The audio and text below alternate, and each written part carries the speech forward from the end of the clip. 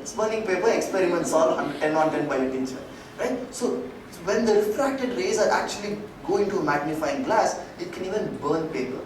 Similar to sun's rays, each of our ideas are so powerful. We all want to make the world a better place. We all want to create a change to people around us.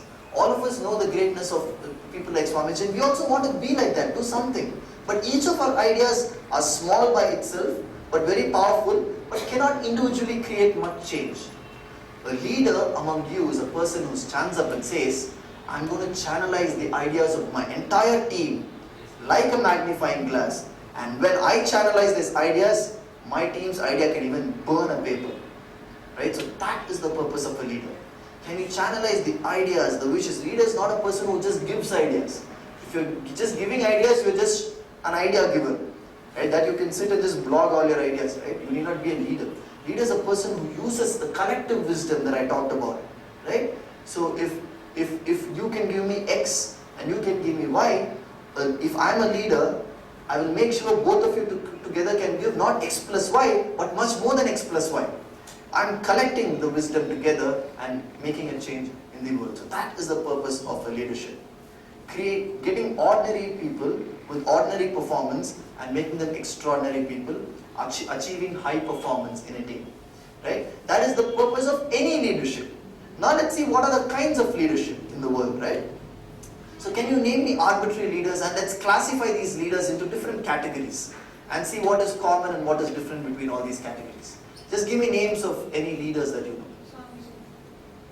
Okay? As simple as that? Yeah. Hitler. Okay.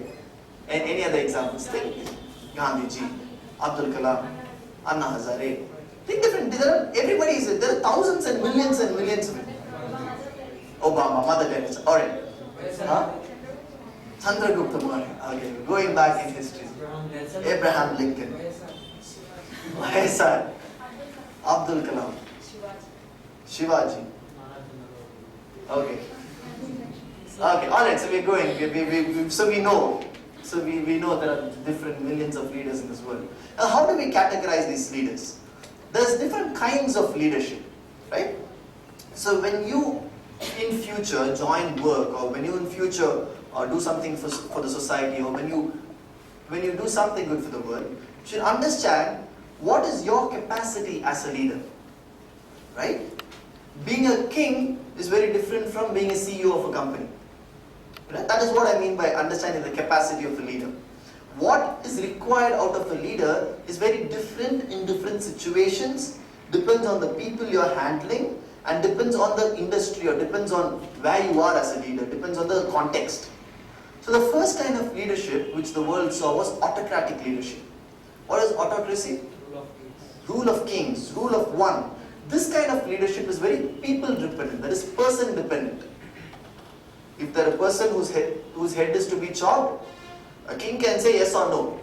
He is the only person who decides. So that leadership is very person dependent. It's not process dependent. There is no process as to say, so what are the conditions for a head to be chopped? Number one, the board members should agree. Number two, there should be a claim that should be raised. Number three, the people, 51% of the people should agree. That's very process driven. So right, you have a process. Today Aditya is a king, tomorrow Suresh is a king. For both of us, it doesn't matter who the king is, it's process dependent. But autocratic leadership is person dependent, where you have the decision making to be done. So what is the advantages and disadvantages of autocratic leadership? The advantage is that if the person is a naturally good leader, it can be wonderful. Like Ashoka the Great, Akbar the Great, so many great leaders. There are so many great kings, autocratic leaders.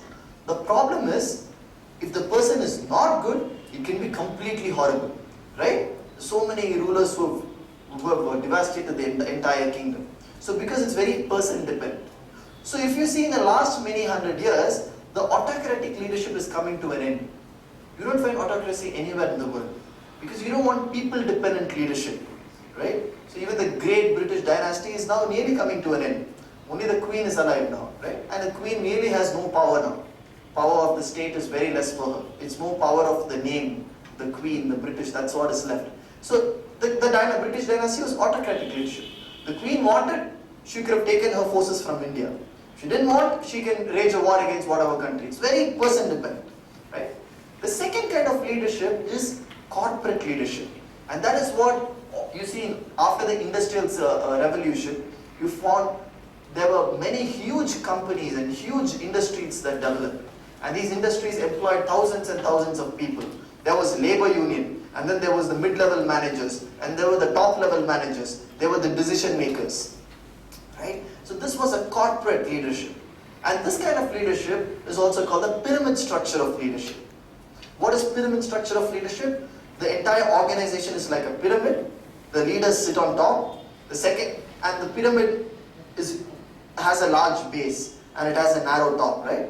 So the base is the employees, the union, the labor, the workers, right? The salaried clerks, the workers. So they form the base of the pyramid. A lot of people are there, and slowly the pyramid slopes up, and then the mid-level management. If there are 1,000 workers, there will be say 200 managers, and there will be few board of directors. So they sit on top. But still, in what happens in corporate leadership? They hold the strings. Like they are the puppet holders, and these people are the puppets. So if they want, they can fire any person they want. If they want, they can hire new people they want. But still, it's not autocratic. It's process driven. A person cannot say, I'm shutting down the company. 10,000 families are dependent on you. So king can say, I'm shutting down a company, autocracy. But a corporate leader cannot say that. There's some process. There are shareholders. There are stockholders. Right? They're stakeholders of the company. There are clients. There are employees. There are other vendors who are dependent on the company. So there is process for everything. To acquire a new vendor for a company, if in a company, if the canteen food is not right, they have to get another caterer. Still there is a process to be followed. Right? Because you cannot chuck out anybody. You have to have a process that is followed. Right? That is corporate leadership. Right? Concentration should be here. You cannot have nice smiling faces for the video, but concentration should be here. I think did something to the mic.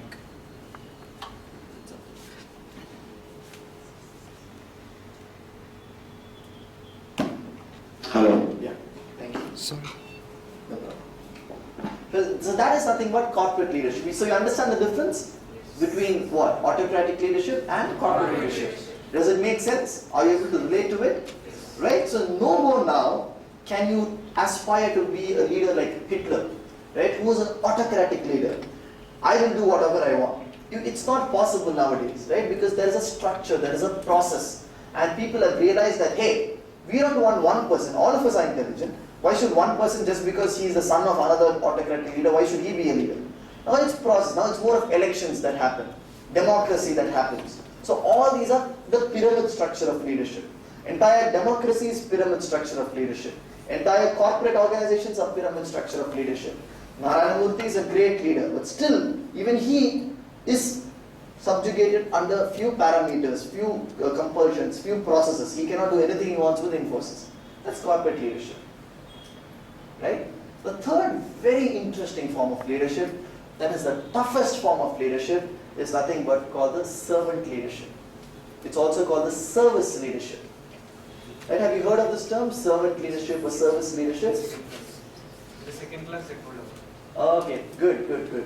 So this form of leadership is the most difficult because I told you that corporate leadership is like a pyramid. Just reverse the pyramid. If the pyramid is like this, that is nothing but servant leadership. A servant leader is a leader who does not have direct authority over people he controls, but still he has to get the work done. Right?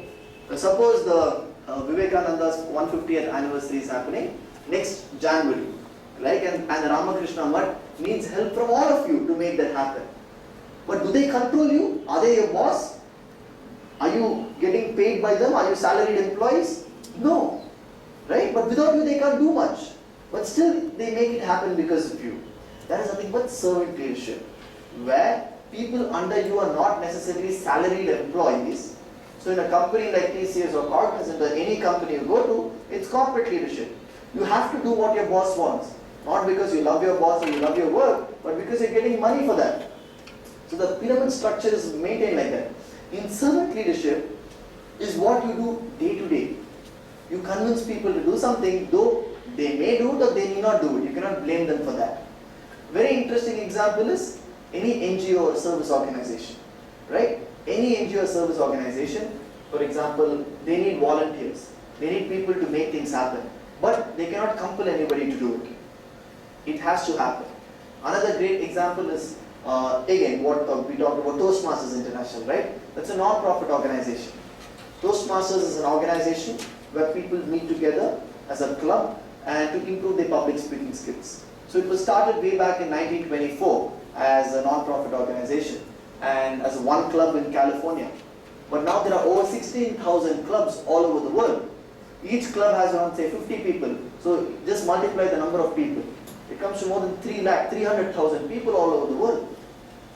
So there should be some leadership structure to maintain 300,000 people, right? Otherwise you just cannot do anything over there. But it's a non-profit organization, so nobody should be paid for doing anything also. So imagine the complexity that is involved. So there are 300,000 people. So in Toastmasters what happens is 30-40 people come and form an association, a club. So a club needs to have a club president, right? So many clubs, for example, there are many clubs in Hyderabad.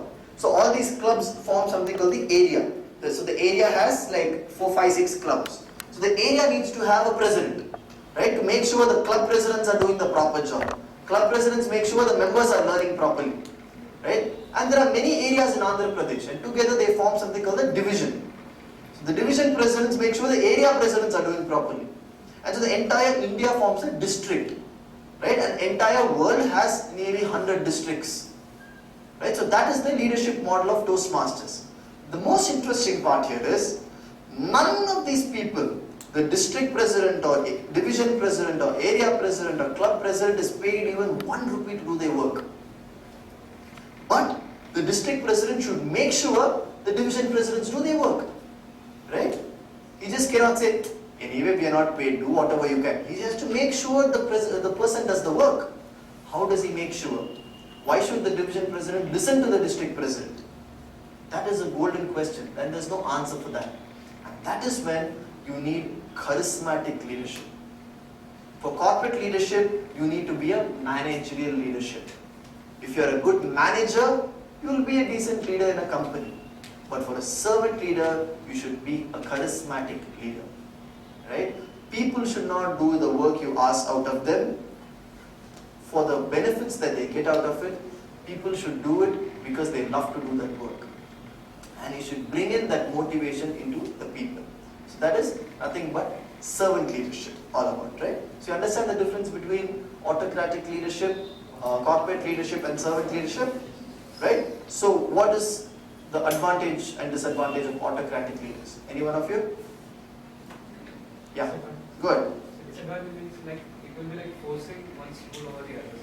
Even if people like it, or they do not like it, they have to follow. Okay. So can anybody tell me about corporate leadership?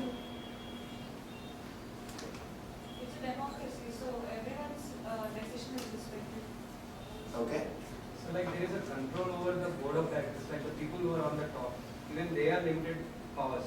So someone is there even to supervise them. Okay. Even the stakeholders are taking the control of the board of directors. So even if they want to cross the borders, they will not be permitted to do so. They will be punished. They may be removed from the board. So what are the most important important characteristics that's required by a manager in a big company? Right? How does he get the work done? You should get people centered rather than having He not be, because the people who are working under him are anyway paid salary. Right? They better do their work, otherwise they'll be fired.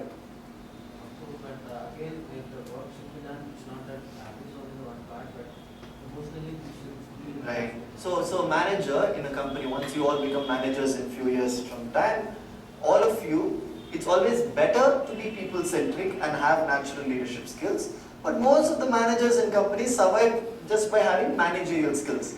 Managerial skills are nothing but doing things at the proper time. You have project deadlines, you have resource allocation, who to put for what work, right? What will you be better at doing, what will you be better at doing. Just doing all that is nothing but managerial. So you have some demand, you have some supply. matching the supply and demand, and making sure the project gets completed by deadline.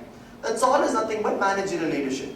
If a person says, if she comes and says, I can't do what you're saying, I need not motivate her, I can say you're fired.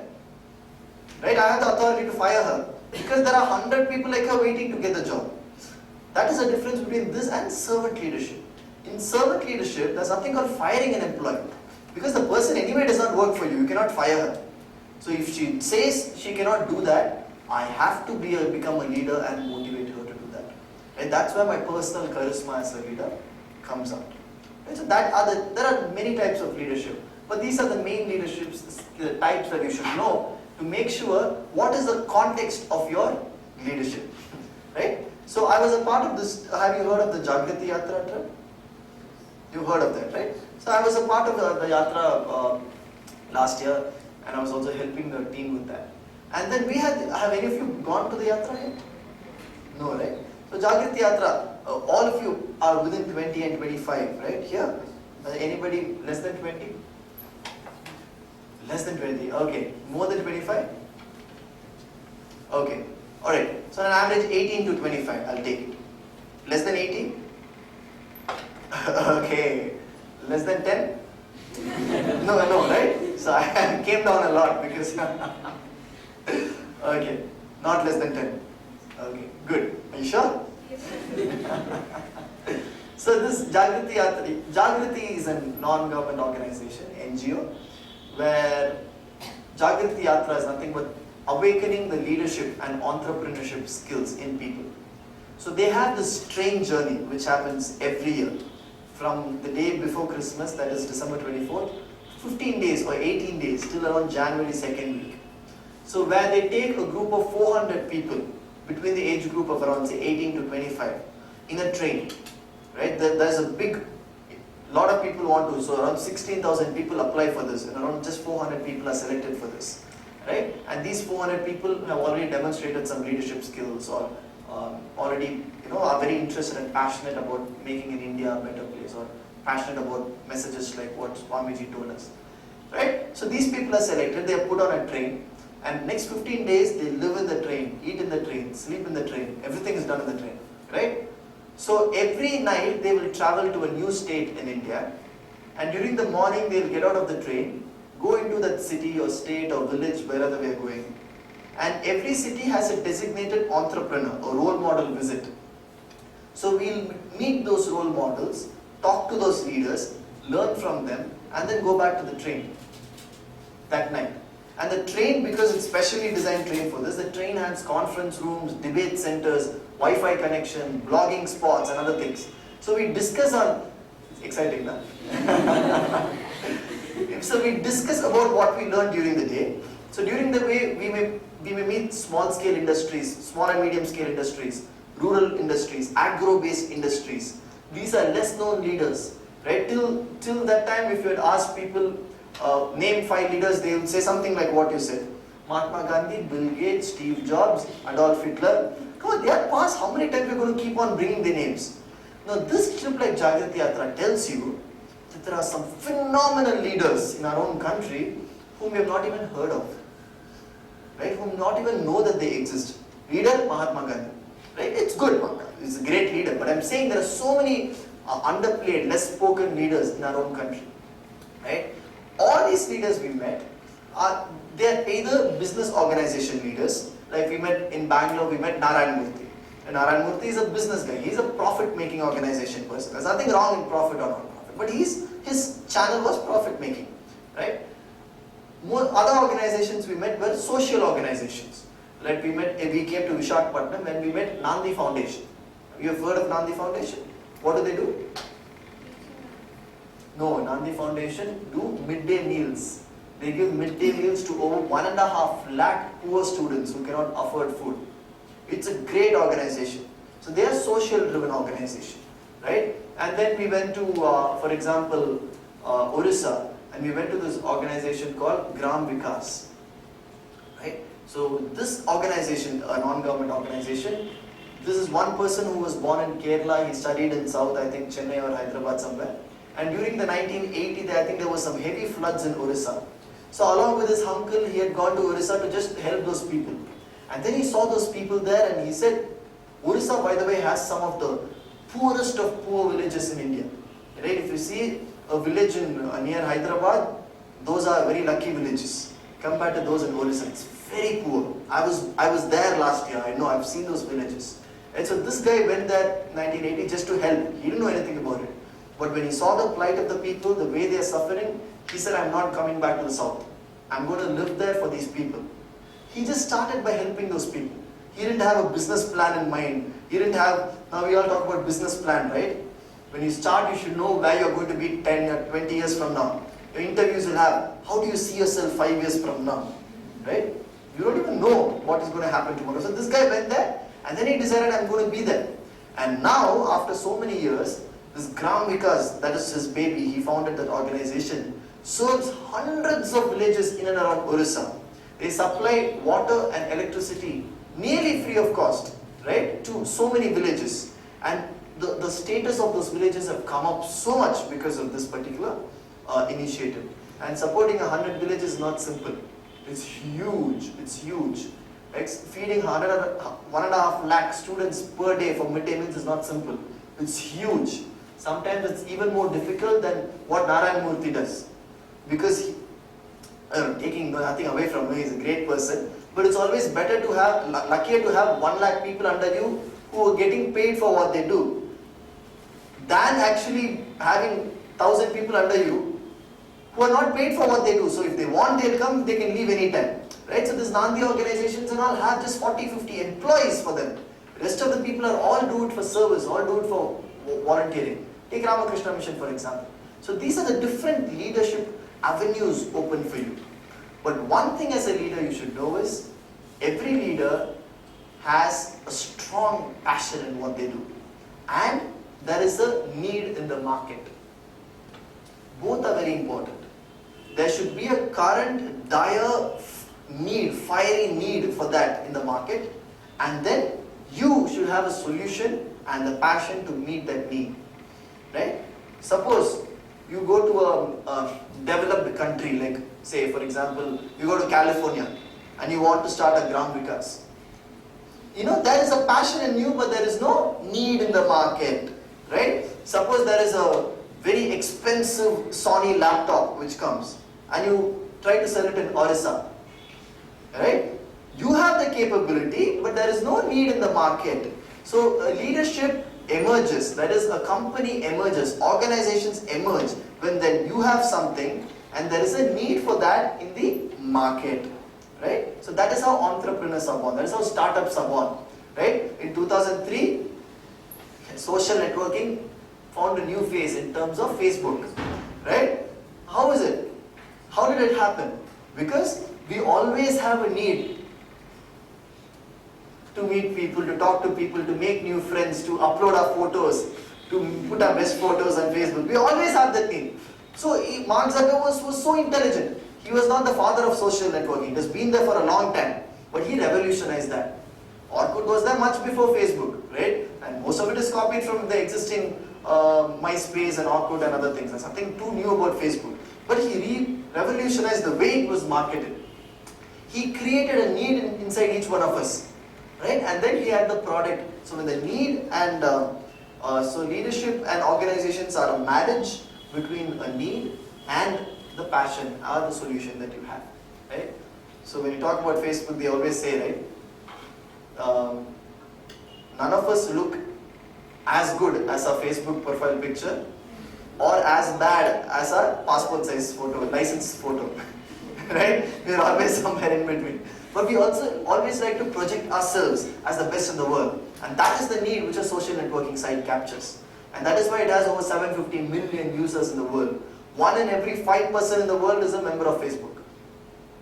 What a capturing of need, right? Half the times you have better things to offer to the world as compared to a social networking site. But you struggle to find customers. Not that Mark Zuckerberg was a better leader than you. Right? So you should understand where leadership comes in. Right? He's not a better leader than you. But sometimes you blame yourself, oh, I don't have the leadership skills because my product is not selling good. No, there's no match between the need and the supply. Right? So for example, even if you see Ramakrishna Mission, the amount of goodness it gives to the world is so much. But still you find it's, for the amount that it's giving you, it should be much more than what it is now, right? It should be sponsored by every office, it should be sponsored by every corporate.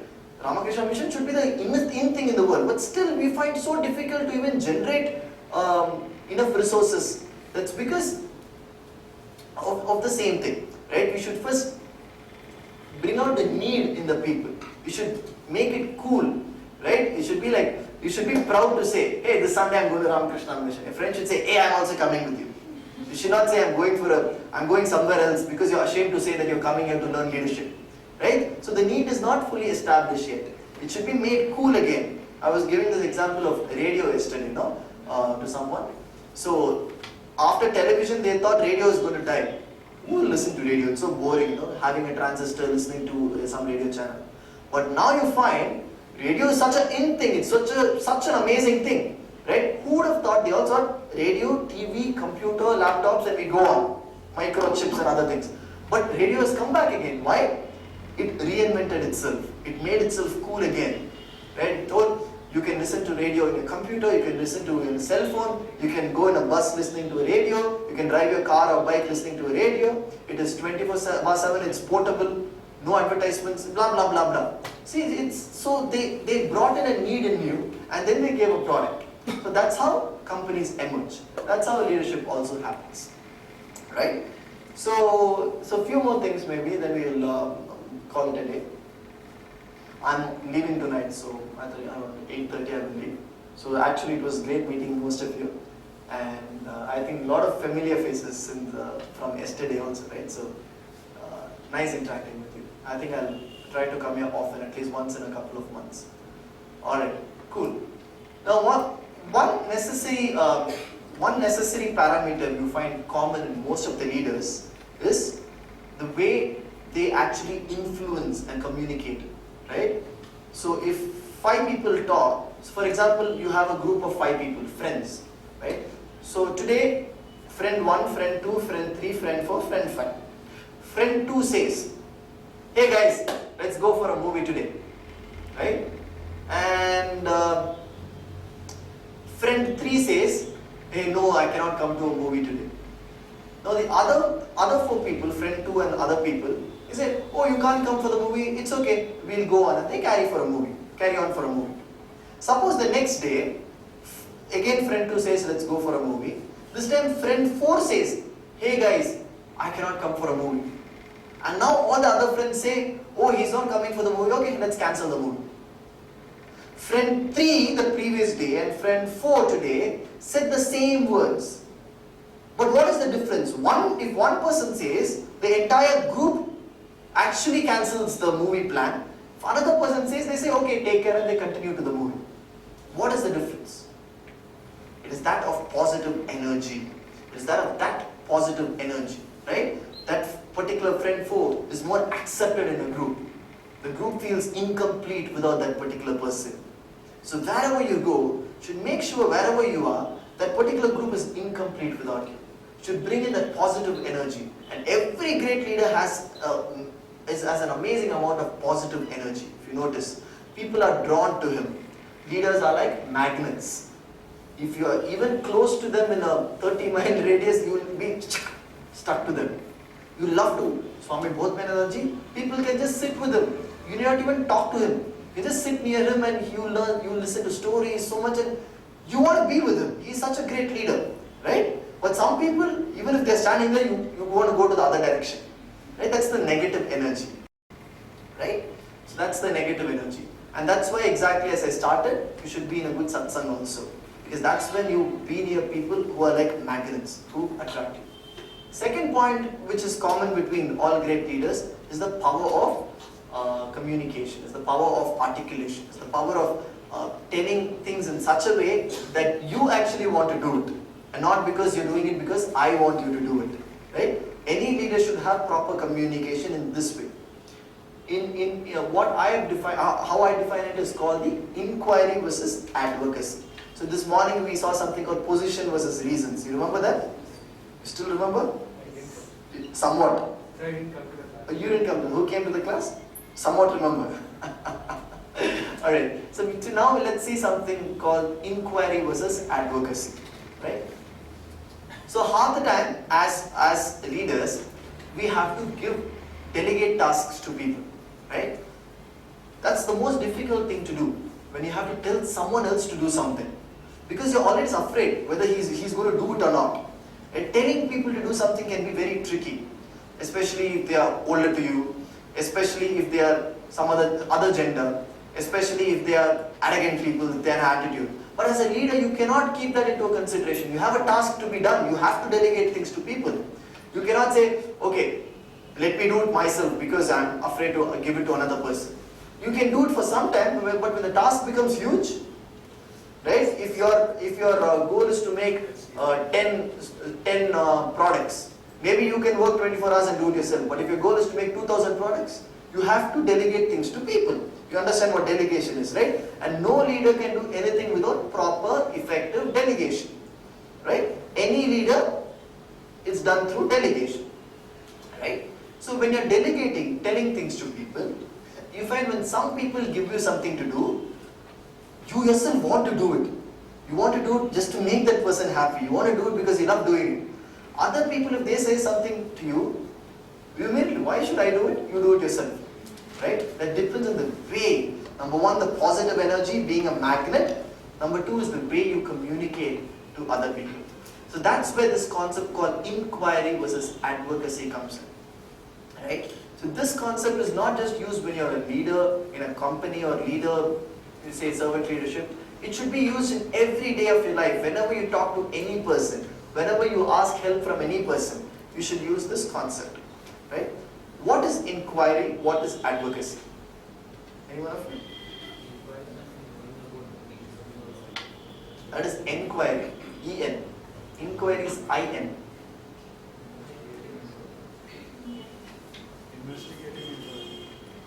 Okay, it's a little difficult, so I'll take it up myself.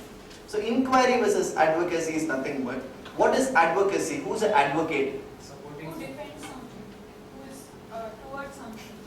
Okay. Strongly supports. About any one particular topic, in-depth information. Okay. Alright.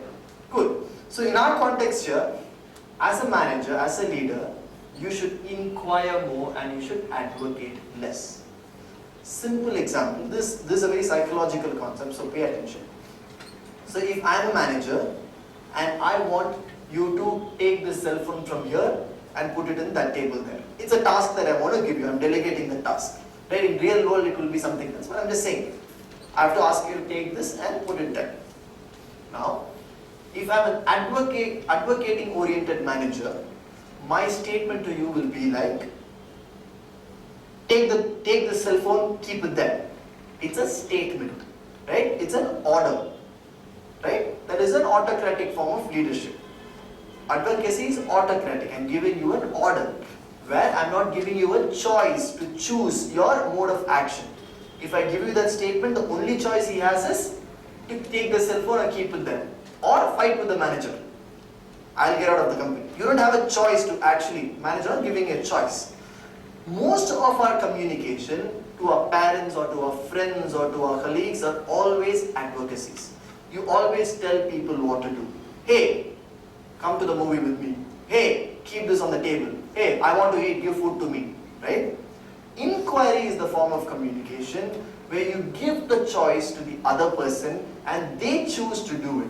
And by choosing to do something, they are doing it by choice, so they are doing it for themselves and not for you. And when they are doing it for themselves, whether it's success or failure, they take ownership for that. And they are always more involved with the activity. Right? Inquiry and advocacy is a very complicated topic, but I'll make it very simple because we'll end it now. It's nothing but instead of telling you, this guy, to take the phone and keep it there, if I tell him, could you please take the phone and keep it there? Or better, would you be able to help me by keeping the phone there? Right? This is a very small example in a very small way, but this enlarged makes a huge difference. Now when I ask him, can you keep the phone there? He has a choice to say yes or no. Mathematically speaking, this reduces the probability of me achieving the goal. Is it? Mathematically speaking, if I give him only one option, hey, take the cell phone, keep it there, there is 100% probability he may do it, right? Or he may get out, he may not even do it. But when I'm actually giving him a chance, would you be able to keep my phone there? He has an option to choose yes or no. So mathematically, the probability of him keeping the phone there is 0.5. The probability of him not keeping the phone is 0.5. So as a manager, what we automatically think, when I give somebody a choice, I'm actually reducing the probability of doing it. The answer may be no. So automatically your comfort zone shifts to advocacy. Automatically, it's not that you're an arrogant person, you have attitude. Psychologically, we want to be safe. So safety comes when you give out statements, when you order, when you tell people what to do. Right? So a mother always says, come to eat. Mother never asks the child, would you want to eat now? Right? It never happens because the mother always knows the child will say, no, I don't want to eat. So the mother knows there is 100 more probability if I give an order, if I give a statement. That's what your professors do, that was managers do. Right? We are always uncomfortable giving a choice and then for them to choose the plan of action. But psychology proves that there is more probability of work getting done when you give an option to the people. Each form of communication should be inquiry. Psychology proves that, the science of psychology, if I tell this guy, would you be able to keep this phone on that table? Now, immediately what runs in his mind is whether I should keep the phone on the table or not, right? Immediately he does not, morning we saw react versus respond, right? Immediately he does not react by saying, no, I don't want to keep. He thinks, okay, now somebody has given me a choice. Now, in the topmost layer of your brain, these cells get activated. And now, everybody wants to do good work in a company, right? Nobody wants to be arrogant or something. He doesn't lose anything by keeping this phone from there. And now, he makes a conscious choice saying, hey, let me keep the phone from here to there. It's a good thing that I'm going to do. My boss is going to like me. And then he says, yes sir, I'll keep the phone there. Now, the major subtle difference here is, in the first option, advocacy, he is doing that because I tell him to do it. In the second option, inquiry, he is doing that because he has decided that he wants to do it. Right? Take it in a larger scale. Vivekananda's 150th birthday. Swamiji wants you to do so much stuff. Right? You do things not because somebody forces you to do here.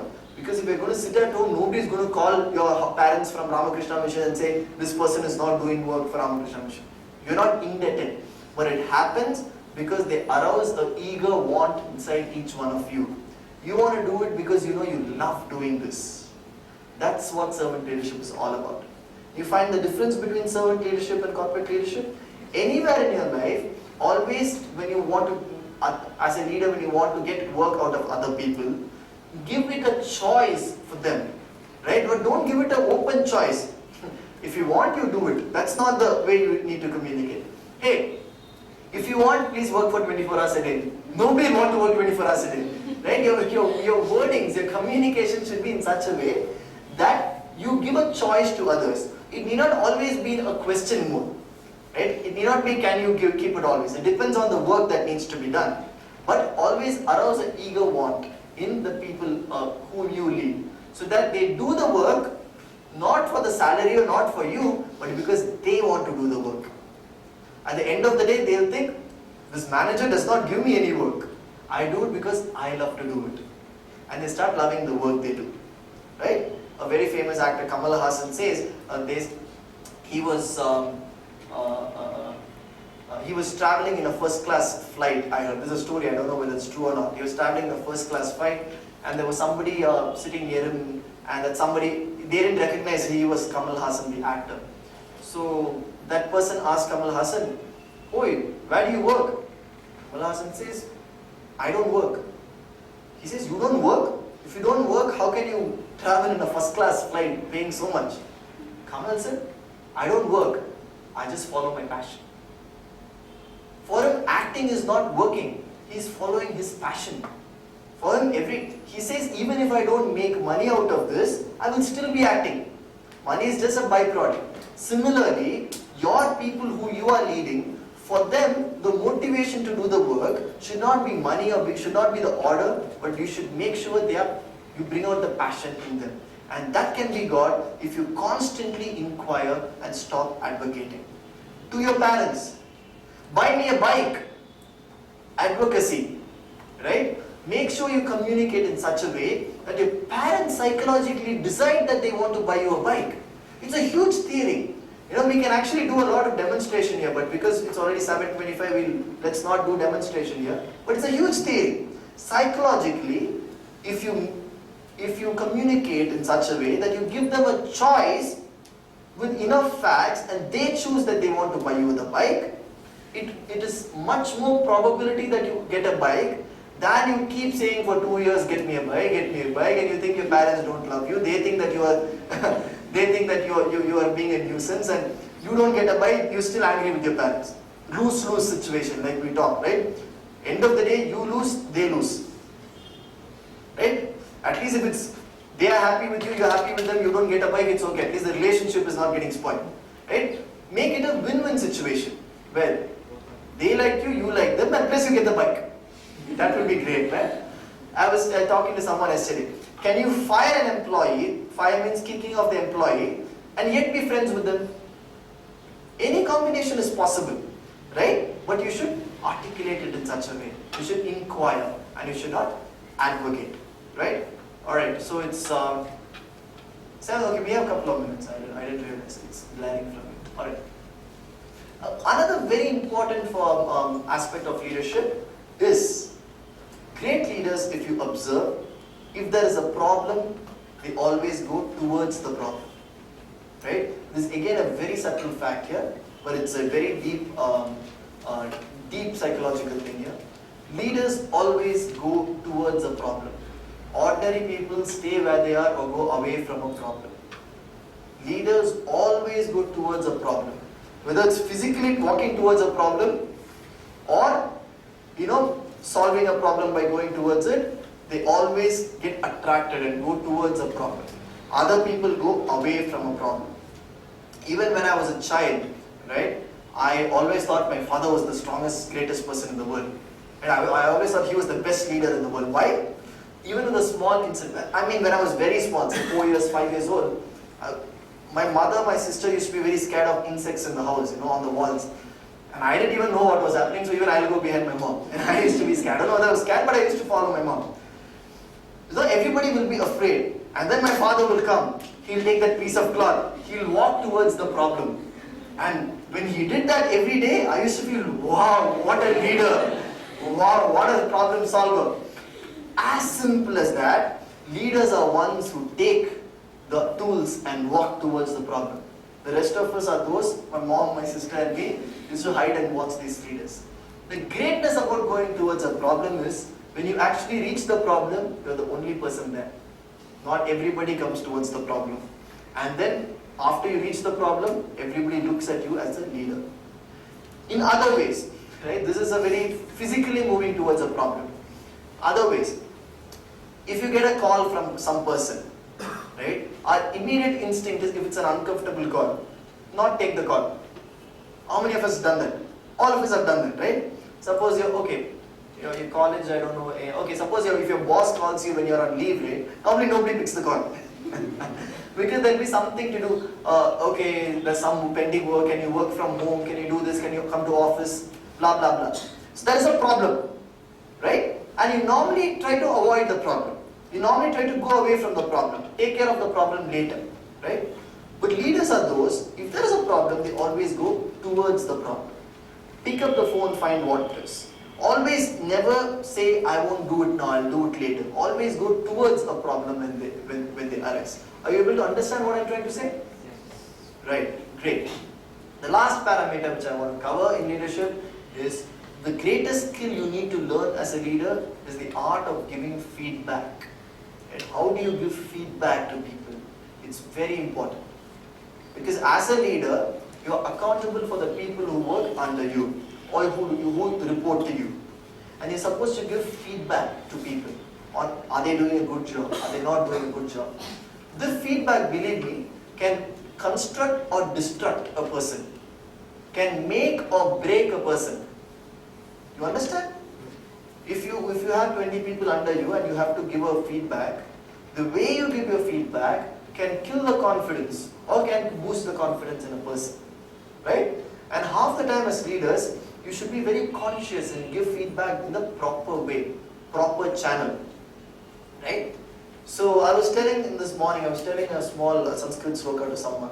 There is a beautiful sloka which encapsulates how you should give feedback. It's from Ramayana. It says Satyam Bruyat Priyam Bruyat. The Bruyat Satyam Apriyam. Priyam Cha Nanrutam Bruyat. Right? Esha Deva Sanatana. Which means Satyam Bruyat Priyam Bruyat. Always tell the truth, whether it's good or bad, tell it with love. Satyam Bruyat Priyam Bruyat. Right? Na Bruyat Satyam Apriyam.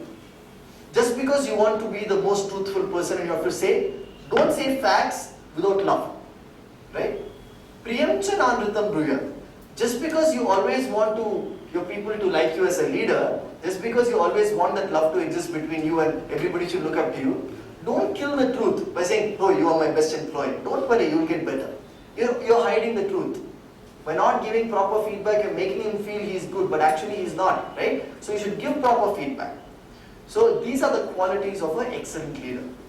That's why I asked you, can you fire an employee and yet be friends with him? Right? Can you come home late and yet convince your mom and be friends with her? Like these are opposite things. We normally think if you fire an employee, that means you have to be angry. It's not like that. You can always give feedback in such a way where there is enough love and there is enough truth in what you say. Always feedback should be constructive and not destructive. How do you say that? You always follow the sandwich approach when giving feedback. Have you heard of it? You always follow the sandwich approach when giving feedback. Or whenever you talk to any person, when you're trying to tell them something about them. Sandwich approach is nothing, but have you ever seen, you've all eaten sandwiches, right? There is a layer of bread on top, there is a layer of bread in the bottom, and whatever stuffing is in between, the vegetables or whatever, the salads or whatever it is in between, right? This should be your feedback. You always start with good points. You always end it with good points, like a sandwich. And you have the places of improvement, the constructive criticism part, in the middle. You never start feedback giving by saying, hey, you know what? I didn't like the work you did yesterday. You never start by that. You always start with a commendation. It's also called the CRC technique. Commend, recommend, and then commend again. A commend is praise a person. Recommend is give them feedback, and then commend again. Always, you should, whenever, even if you are telling your family members or you're trying to tell them something you want, always follow the CRC approach. Start with the positive point, then go to the negative point, and then finish with the positive point again.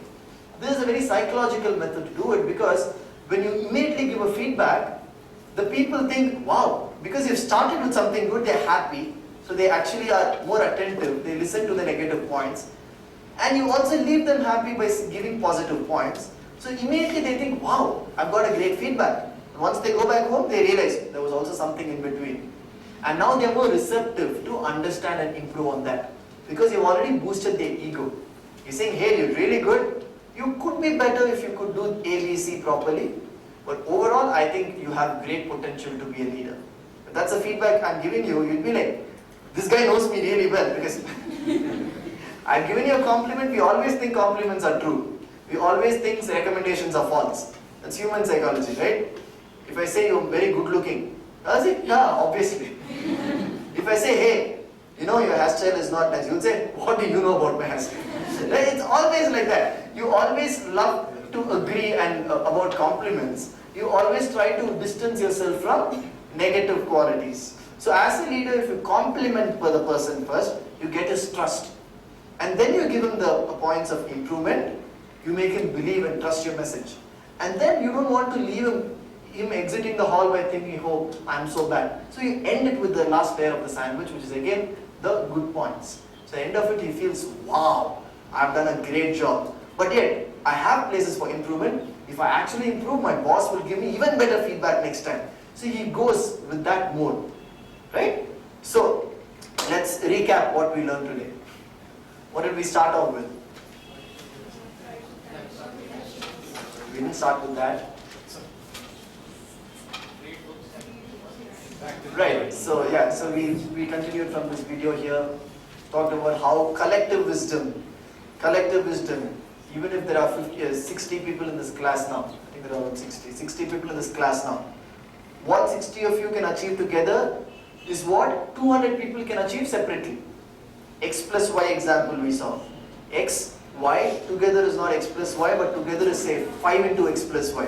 Because collective wisdom. We saw how companies are actually doing the crowd testing, crowd models, right? Because they know there's nothing more intelligent than a crowd. We saw reading books, seeing videos, talking to people, get a lot of knowledge. And then we saw types of leadership. What were the different kinds of leadership? Servant or service leadership, right? There's also something called the self-leadership and other things. If there is time, we'll cover much in a later day. And then what did we saw? We saw about each of these types. And then? Need and passion builds a leader. Need and passion builds a leader. Exactly. Need and passion build a leader. Passion alone may not. Need alone may not. There should be a need, there should be a passion, there should be a marriage between these two. And then success is born. Right? Inquiry versus advocacy. Exactly. Then we call inquiry versus advocacy. Did you all understand the difference between inquiry and advocacy? Good. Right? These are things which you cannot Google. Which you try Googling inquiry versus advocacy. You try Googling reasons and positions. It will not be in Google. I'll give an open bit. All these things are from my personal experience. Try Googling inquiry versus advocacy. Google us what? In some other form they might have had these words inquiry, but in the context I am saying you won't find it in Google. Right? I always believe when I do a session like this, I should give something which you cannot read in Google. Right? You need not come all the way here to read something. So these are all my personal experiences and the jargons which I have formed. Positions and reasons, root and shoot, inquiry, advocacy. So you got the difference, right? Why I'm asking you is you may not go back home and you cannot Google and learn more about this. If you have any doubts, you should ask now. So inquiry, advocacy, position and interest, right? Leadership towards the problem. Everybody answer, not just one person. Delegation. Delegation, okay. What do we see with delegation? When you, The work should be divided as if it is an immense work and huge work. Exactly, it should be divided. And the effective way of delegation is to inquire and not advocate, right? What is the advantage of inquiring?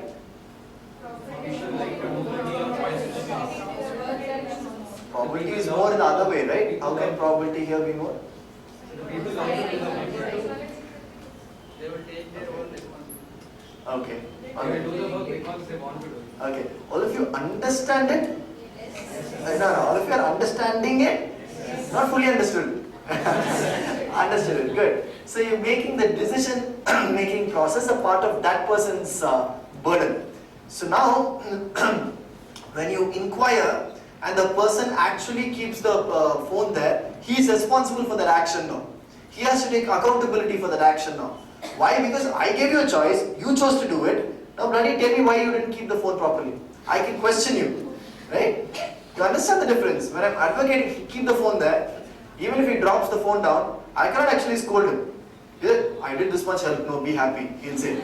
At least this much I did, be happy. So that's a very psychologically, very intelligent way of communicating is inquiring. Very foolish way of communicating is advocating. Right? Then what did we say? Leaders will always attract towards the problem.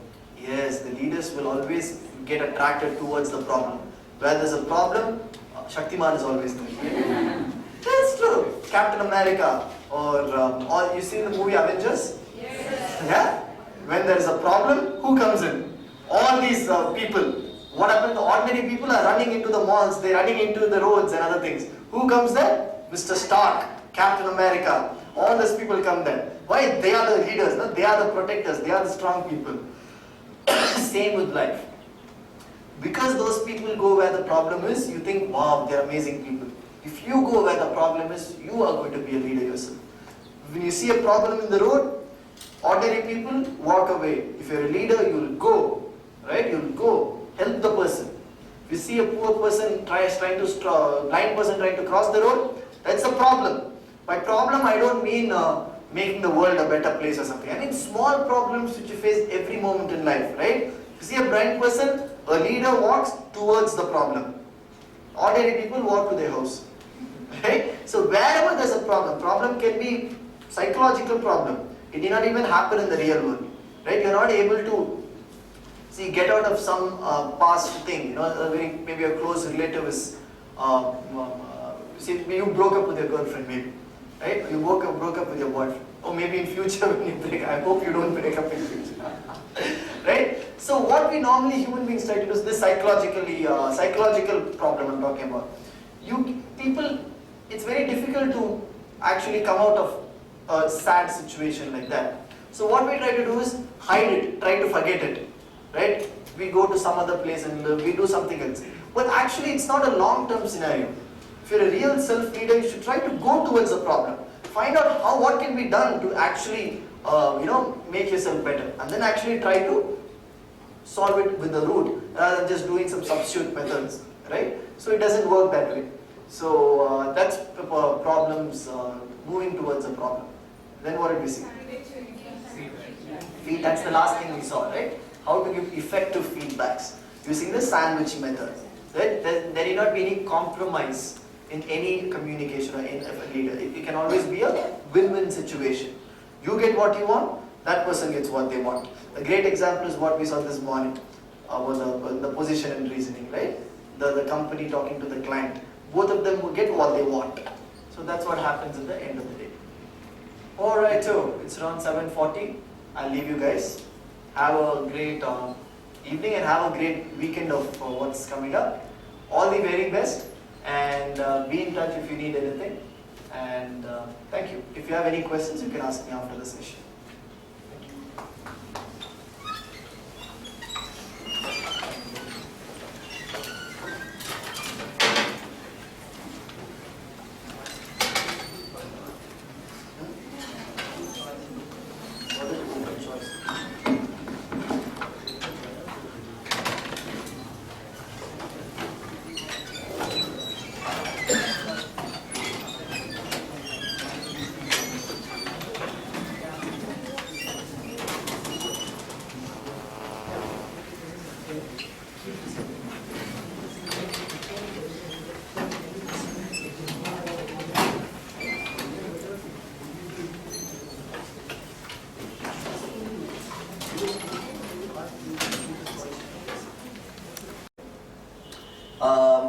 Communication as such is a very simple process, right?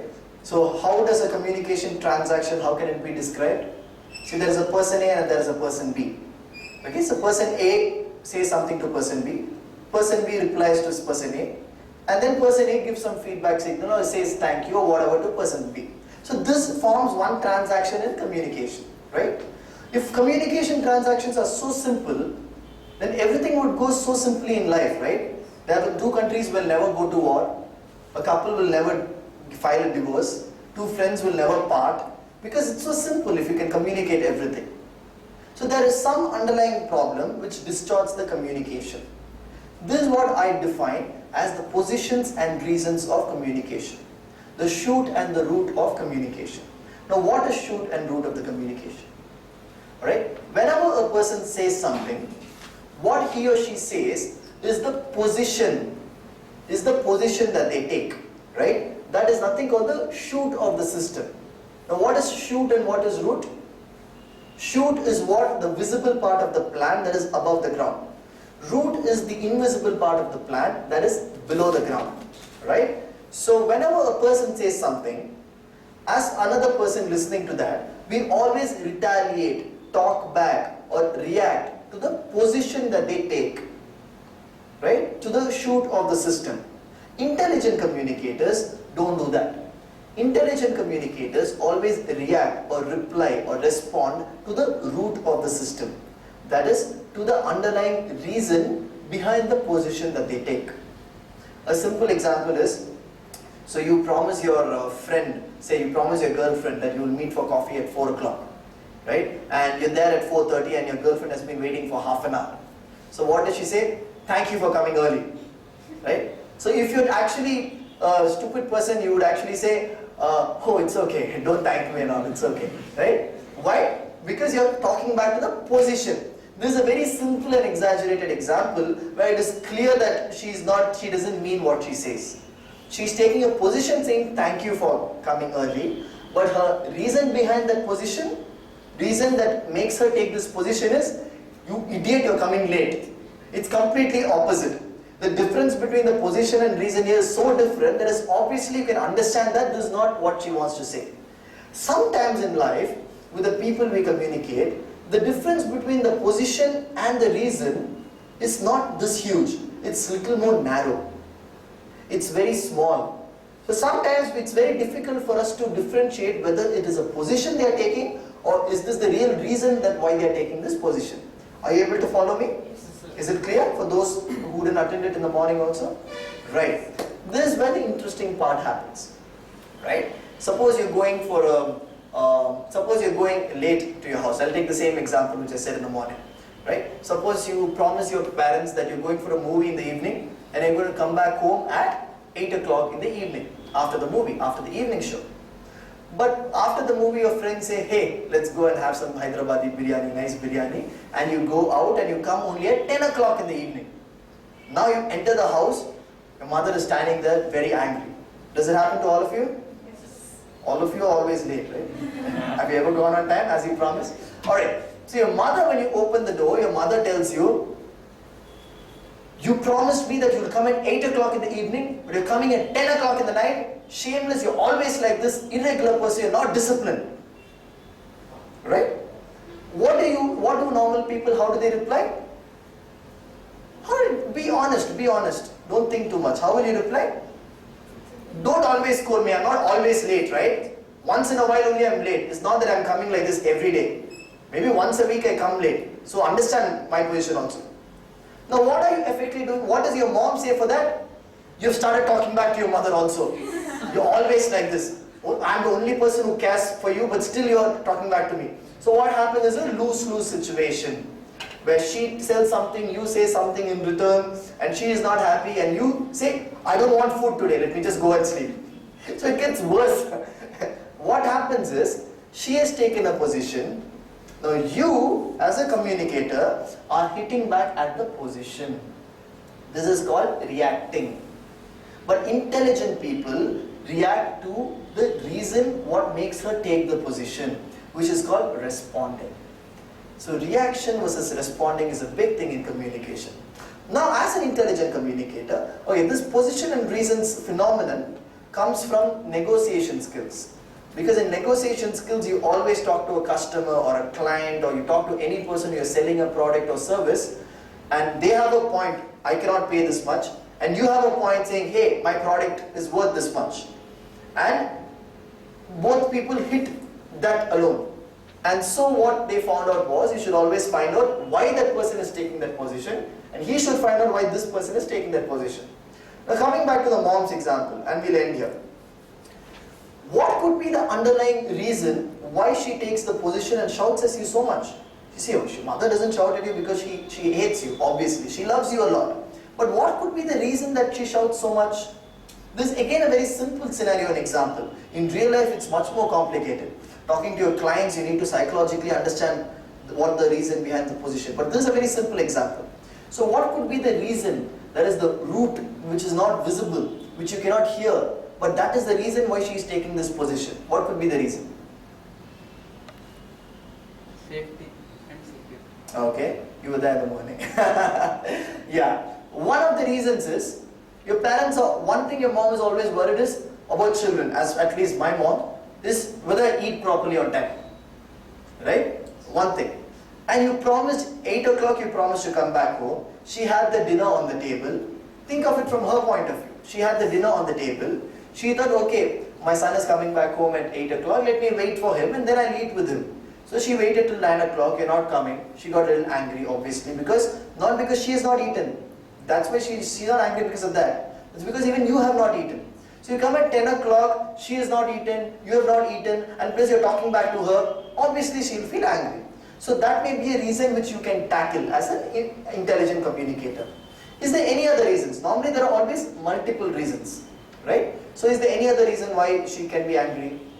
Parents are also always worried about your safety. We can't call by getting later. Exactly. So she is angry not because you're late, because obviously she wants you to have fun also. But all parents always say, if you're late, it's okay. Why don't you call me and inform me that you're late? She's worried about your safety. What's happened to you? You've not called. Where's my son? Is he safe? Was there an accident? What happened?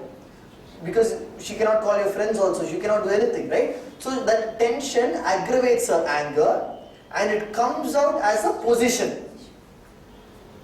Right? Because why it comes out as a position? Because everybody has ego, everybody has... It comes out as frustration, anger, ego, positions, right? So if you hit back at the position, you're not hitting at anything. You're hitting at just a position. Position does not represent anything. As a communicator, you should hit back at the reason. So how will now an intelligent answer to your mother be? Ma, I know it's my mistake. I should have called you at 8 o'clock, at least to tell you that I'll be back home at 10 o'clock.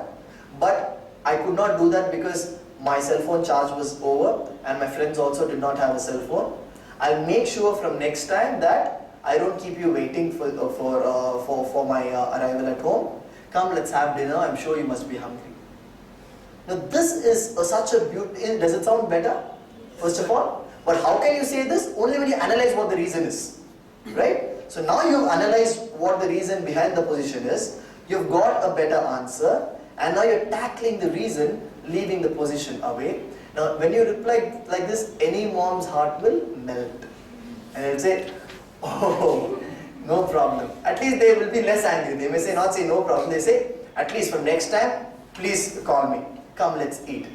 So what was the first way when you tackle the position? She did not eat, you did not eat, you went off to your bed. She says, my son is always like this. You says, my mom is always like this. But now, since you understood the underlying reason, you're not tackling, hitting back at the position, you are reasoning. And you're not reacting, you're responding. Reaction happens automatically. If I hit you, you hit me. That's animal instinct. That's animal instinct. You've seen? If you throw something, a monkey will also throw that. We are not monkeys, right? But we are being monkeys every day in our communication skills. It's not as obvious, that's all. Why do two countries go to war? Why do couples fight? It's all because they react to each other's position. Underlying reason is completely different. So that is the theory of position and reasons in communication. But you also call the shoot and root of communication. Shoot is what is visible, which is just the position. It doesn't mean anything. The real strength of the tree is in the roots of the position as such. So from now, every day in your life, in every conversation, understand and realize what you are talking is whether hitting the other person's position or a reason why that made him take that position. If you're hitting the reason, there is no doubt that that particular transaction or that particular negotiation or that particular thing would be successful. If you're hitting the position, sometimes it may be successful, but most of the time it will end in a break in the relationship or some kind of strain in the relationship, which is not good for both of you, which will lead to a lose-lose situation. This will lead to a win-win situation. Thank you.